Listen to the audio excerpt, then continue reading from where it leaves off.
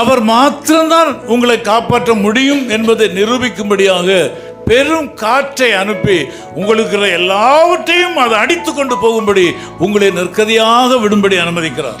He want to prove and show you that only he can save you, so he allow this viral wind to take away all your strength from your life. சில நேரங்களில் குடும்பங்களில் பிள்ளைகள் தங்கள் பெற்றோரை இழந்து விடுகிறார்கள். Sometimes their children lose their parents.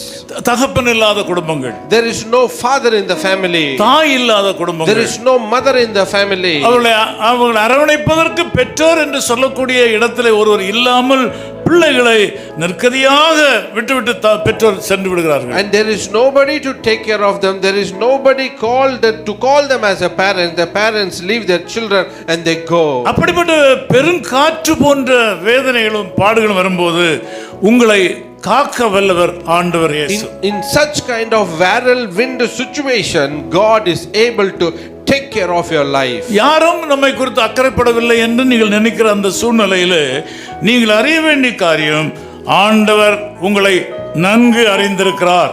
When you think there is nobody understand me, nobody cares me, that time you should think the Lord, he take cares you, he knows you very well. உங்கள் தேவைகளை அவர் அறிந்திருக்கிறார். He knows your needs.